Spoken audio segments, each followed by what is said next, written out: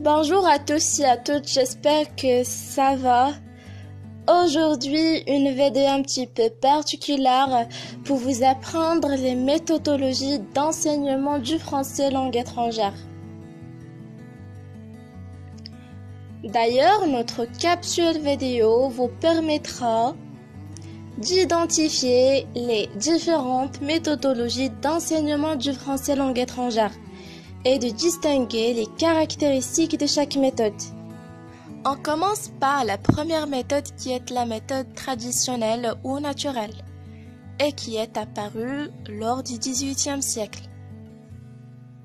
Donc là, on enseigne les langues vivantes comme les langues mortes et on focalise sur la lecture, la traduction des textes littéraires et on focalise également sur les exercices grammaticaux et pas du tout sur la pratique de langue, et notamment l'oral. Début du XXe siècle, on voit ce qu'on appelle la méthode directe.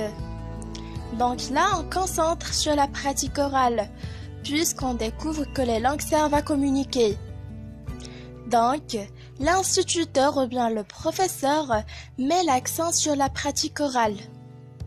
Donc là, on s'intéresse sur la langue cible et non pas maternelle. Voyez? Prenez cet exemple. Si vous apprenez la langue française à cette époque, on ne parle que le français et on n'a pas du tout recours à l'arabe, puisqu'en notre langue maternelle.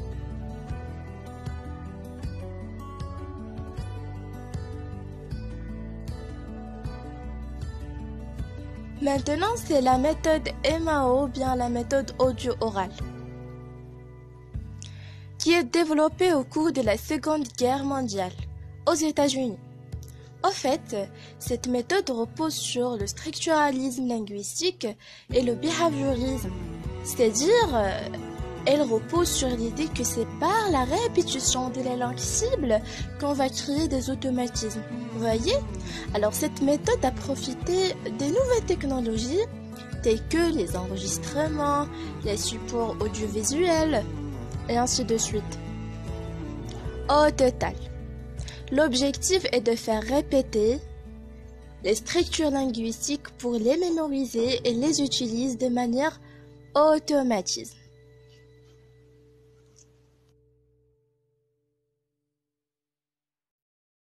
Ensuite, on va voir la méthode SGAV ou bien la méthode structure globale audiovisuelle et qui est apparue au début des années 50.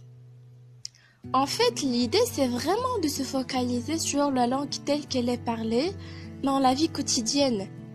Donc, c'est l'apprenant qui va s'approprier la compréhension globale de la structure de la langue française ou une autre langue. Bien sûr, grâce à des moyens audiovisuels, par exemple des films, des capsules vidéo pédagogiques qu'on utilise au sein de classe. Au total, grâce à l'écoute ou la visualisation d'un dialogue, on va comprendre comment parler facilement la langue de tous les jours telle qu'elle est vraiment parlée au quotidien. Ensuite, la méthode communicative sert à développer la compétence communicative d'une langue étrangère chez l'apprenant. On focalise sur l'acte d'échange verbal dans un environnement. Bien sûr, d'après des situations en classe, par exemple, l'enseignant fait au sein de classe des jeux de rôle, informe-le où se trouve le chemin et ainsi de suite. Alors, ce genre de situation mène l'apprenant de réfléchir sur le fonctionnement d'une langue. Et ensuite, dans les années 2000, on va apparaître la perspective actionnelle. Donc là, voir l'apprenant comme un acteur social.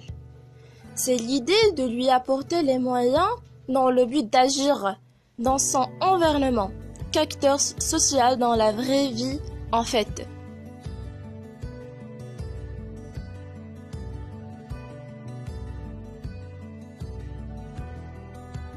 Donc voilà pour ce qui est des méthodes d'enseignement du français langue étrangère.